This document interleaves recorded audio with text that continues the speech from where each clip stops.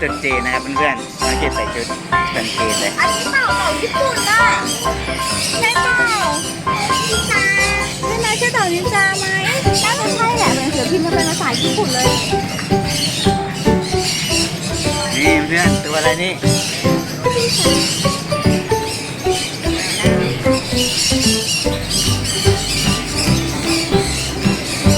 น้องหมู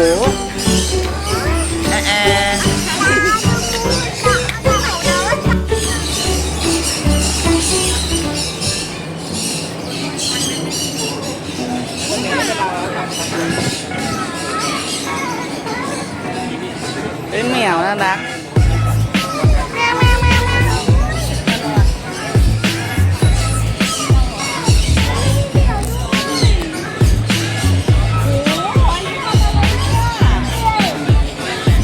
เป็นหนักอ่ะเป็นบางแก้วนี่ครับตัวอะไรไม่รู้ครับกระรอกจิ๋วเฮ้ยกระรอกจิ๋วอังกฤษ อันรวยร้านเลยเหรอ เรียนได้ครับใช้ยอมมาเรียนได้ครับ 250นี่ครับน่ารักมากเลยครับ แต่ตอนนี้เขาบอกว่าชอบตัวส้มขาว เฮ้ยจำชื่อไม่ได้แล้วส้มโอ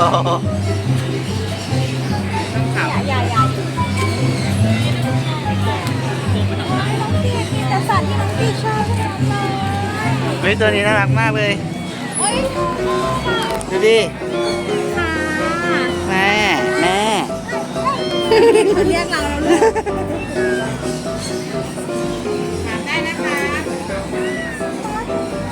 นะ สีสวย ถามเด็กตัวอะไรพี่ ตัวนี้เหรอคะตัวนี้เป็นไซบีเรียนตัวเท่าไหร่6,800ค่ะ มี3ตัวนะ ตัวนี้แล้วก็ตัวกลางนะคะอ๋อตัวกลางดูตัวกลางเป็นกลางด้วยมีตรงนี้ด้วยนะการว่าเป็นแบทแมน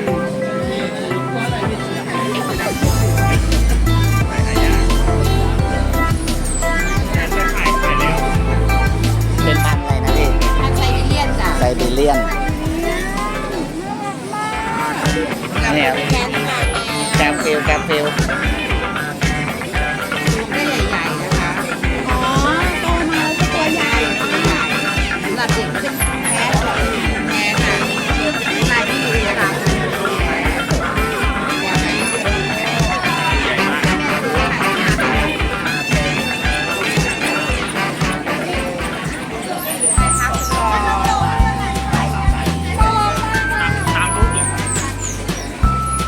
สนุกก็ไปสวนสัตว์ไหม นี่เพื่อนๆนี่ตัวกบ นี่ไงที่ป๊าป๊าอยากเลี้ยงกิน สารพัดไซส์ครับดูได้เลย นี่กบเขียวกบอังกฤษ เพื่อนนี้เป็น ใครชอบแดงๆชอบเล่นชอบ อังกฤษ เอาเปล่า โอ้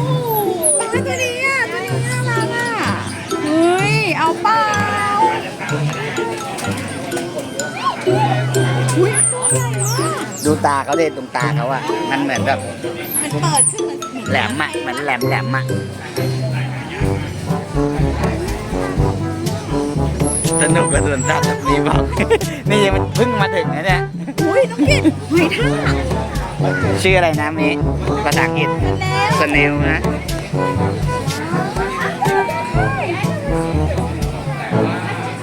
สเนลบิ๊ก เป็นเร็วบิ๊กไซส์ลูกอุ้ยมีแมงมุมด้วย สไปเดอร์ ไปดูยังไม่เจอหนอนเลยหรอ เฮ้ยตัวอะไรอะ มันจะมีสัตว์อะไรที่เราแบบไม่รู้จักอีกเยอะเลยอะ ลูกคอสกบบัดเจ็ตครับ ที่มันยิ้มอยู่ในน้ นี่กบจิ๋ว ำกบลายหินกบต้นไม้ กบจิ๋วเพื่อน ตรงนี้เราจัดระบบนิเวศ ๆต้องจับระบบนิเวศให้เขาอยู่แบบนี้ ชื้นครับ แล้วเขากินอะไรครับพี่ ลูกจิ้งหรีดเรามองหน้า อังกฤษไม่เคยเห็นนะป้าก็ไม่เคยเห็นครับตัวนี้ ใช่ เป็นลูกออสที่อยู่ในน้ำแล้วยิ้ม นี่ต้องจัดระบบนิเวศให้เขาแบบนี้ครับเพื่อนน่ารักมากเลย น้องเกดหนูจะได้ใครกลับบ้านด้วยแบบคือว่าได้แน่เลย นี่กระรอกนี่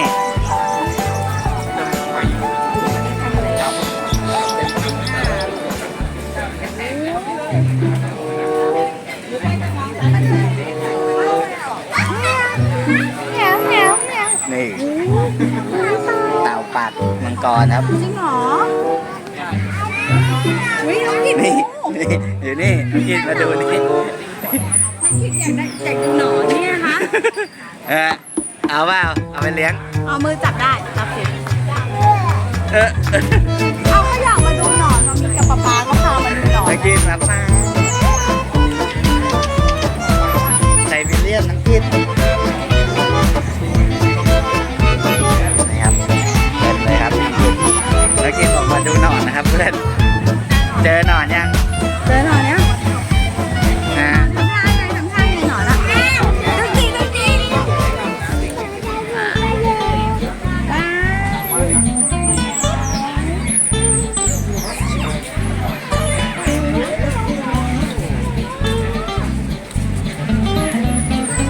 เฮ้ยบ้านแมงมุมเพื่อน ไปเด้อ บ้านแมงมุมครับ บ้านของไปเด้อ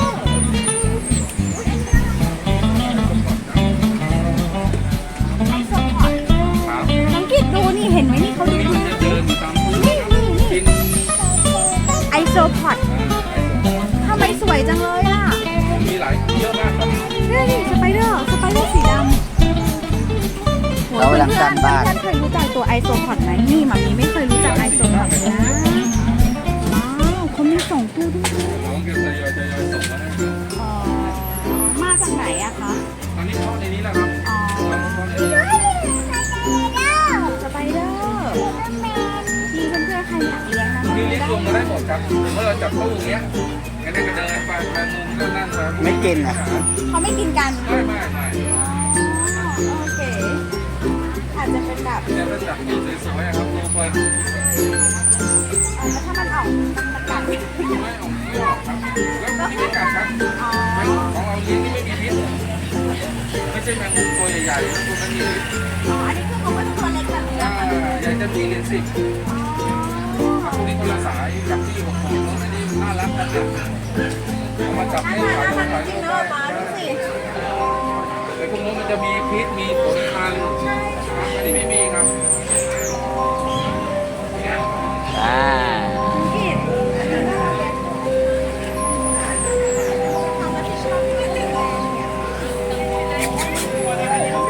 ผมก็เลยบอกพี่ว่าเอาตัวนี้ผมว่าโอเคเดี๋ยวผม นี่ครับ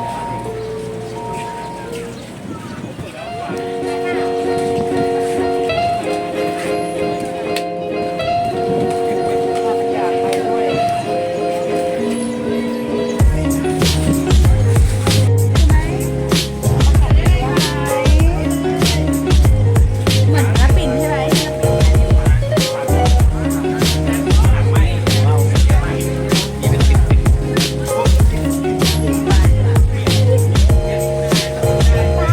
เป็นเลยครับ อุ้ยอันนั้นเหมือนที่นอกเลยอะ นู่นคันอยู่เลยนู่นโอ้โห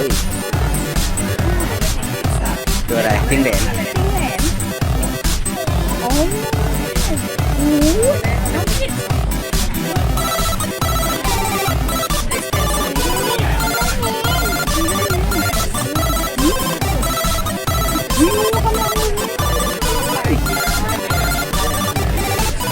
โอ้ยน้องกิดดูอันนั้นดูเขา นี่ครับนี่ไปอ่างนี้ก็ดีนะเมย์แต่เราไม่มีที่ว่ะ เราจะไปวางไหนอะ หลังบ้านไง วางให้ลูกเล่นน้ำเหรอ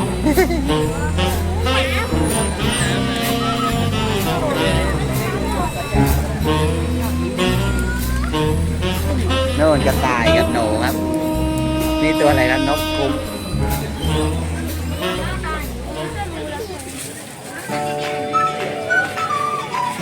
หนูครับเพื่อน อุ้ยหนูน้องกิด ๆหนู เลี้ยงไหม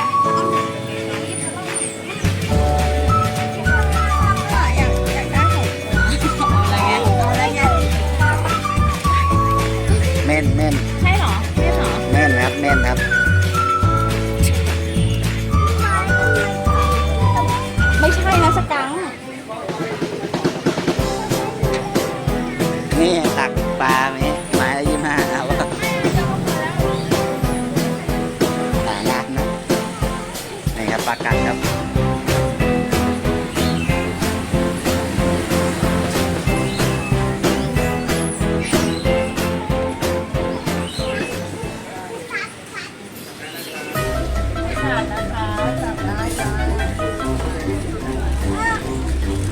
อันนี้ที่เห็นตามเขาไหมคะ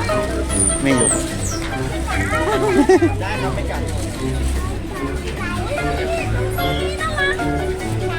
ป้าดูเขาเกิ สี ด แดงเลยนี่น้ำคิดดาวนินจา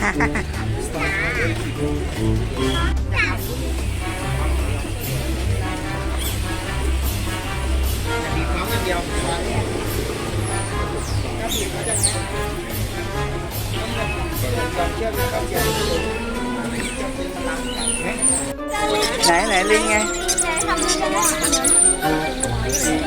นี่ครับลิงแจ็คสเปโร่ เราจะเอาอะไรบ้าง แก้วแก้วใส่ชุดจีนเหมือนน้องกินเลย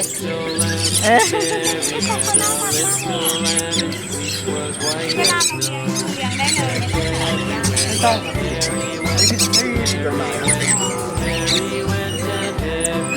ตัวอะไร คู่อยู่35,000มีอยู่4 อ๋อเป็นคู่ใช่ไหมพี่ ตัวผู้ อ๋อตัวคู่ ป้าแล้วเราเลี้ยงเหมือนที่ในยูทูบก็ได้แบบอาบน้ำเอง ให้กินข้าวอะไรแบบนี้น่ารักดีนะ เฮ้ยหมาน้ำเพื่อน เพื่อนดูหมาน้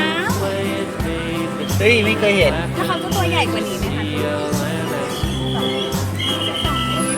นี่ครับเต่าคองูครับเต่านินจาครับ เต่าดินจาที่มันกินใหญ่มากอ่ะที่เขาออกมาเป็นโอลาฟไงลูก นี่เต่ามังกรนี่เพื่อน อ๋อนี่ไงสมาร์เมนเดอร์ อุ้ยตัวใหญ่ดูดิมใหญ่เท่าคนเลยหมาน้ำครับหมาน้ำ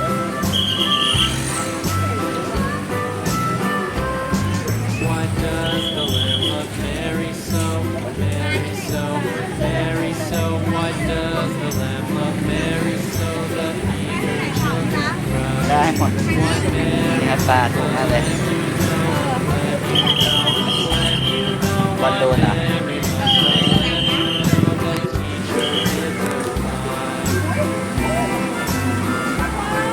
โอ้โหเลยครับตุ้งตัว150ครับ ตัวละ100ป้าเอาเปล่าไปเลี้ยงเปล่า ยังครับยังไม่พร้อมครับ เอาหนูว่าจะเลี้ยง จะเลี้ยงเมื่อพร้อม ปูปูอยากเอาไปเลี้ยงจังเลยอ่ะกุ้งกับปูอ่ะแล้ว มีมันชอบตำตำพอดีเลย ถ้าไม่มีก็เอามาตำเฮ้ยเหมือนตะภาพมันน่ะทำไมแบบปากเป็นอย่างนั้นน่ะ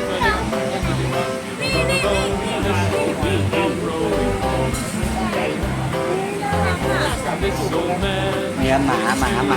มาน้ำจ้ะ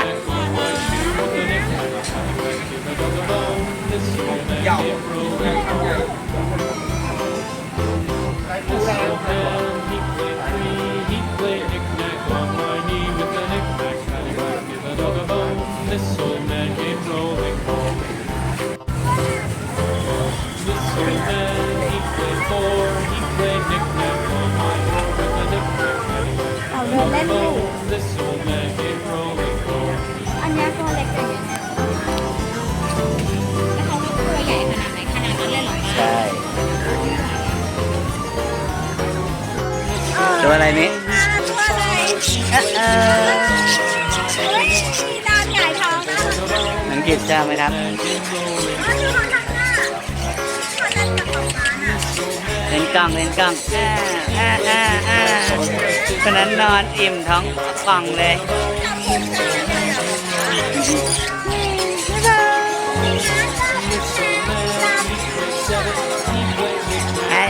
บ๊ายบาย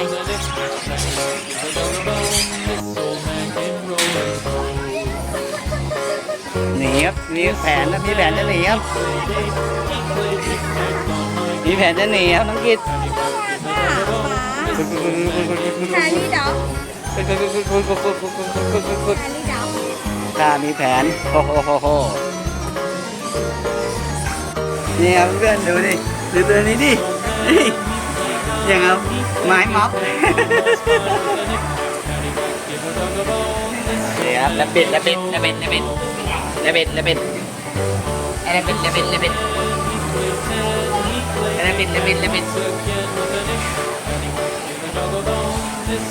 อ้ตัวนี้นั่นแหละอย่างไม้ถูกเหมือนนี่ครับระบิด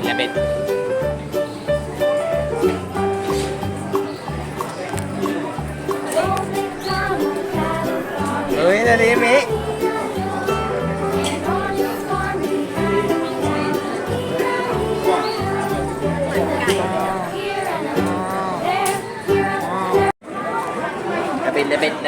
ระบิดน้องกิตมายืนถ่ายรูปกันเร็วยืนถ่ายรูปกับระบิดกันเร็วระบิดระบิด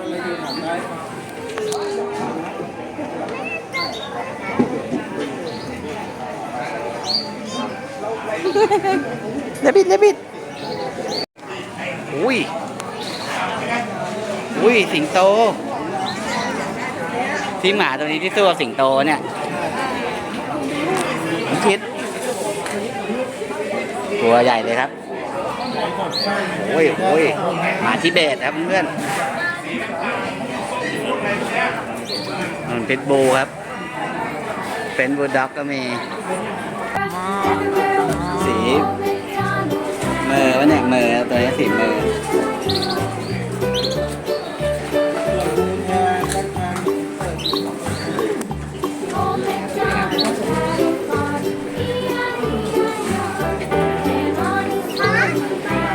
ดับ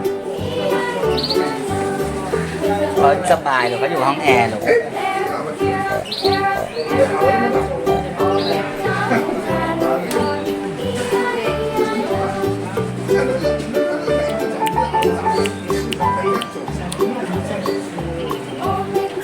โอ้ยดูเขายืนอย่างนี้อังกฤษเขายืนอย่างเงี้ยอย่างเท่อะดูดิกล้ามมัดเลยครับเพื่อนเฮ้ยดูนี้น่ารักมากเลยตัวนี้ตาสีฟ้าด้วยอ่ะตาสีฟ้าด้วยครับนี่อันนี้พันธุ์อะไรอ่ะพี่เบนดอกเบนเอา โหแต่งหูเลยเนี่ยเฮ้ยน้องกิตเขาบอกน้องกิตมาเดี๋ยวอ้น เหมียวโอ้เหมียวน้องกิตชอบเหมียวเอ้ยทำไมหูเล็กครับตัวนี้นี้ดูหูเขาดิเล่นใหญ่นะครับเล่นใหญ่ครับโอ้โหนี่น้ำกลางบ้านให้เขาอยู่อย่างนี้นะเนี่ยน้องกิตไปดูตรงนั้นก่อน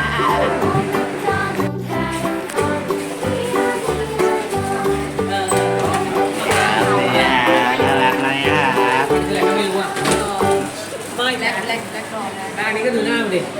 ดูนี่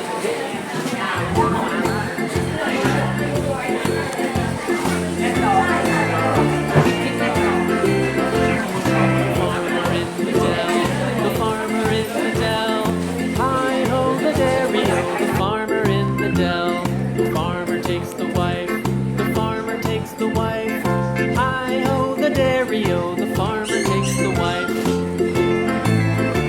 เบบีเต็มเลยครับเพื่อนน้องกิตชอบเลยตัวนี้น่ารักมากเลยเนี่ยตัวนี้เนี่ยตัวยาวๆอ่ะ The wife takes the child, the child takes the nurse, the child takes the nurse. Hi ho the dairy o, the child takes the nurse. The nurse takes the cow, the nurse takes the cow. Hi ho the dairy o, the nurse takes the cow. The cow takes the dog, the cow takes the dog. Hi ho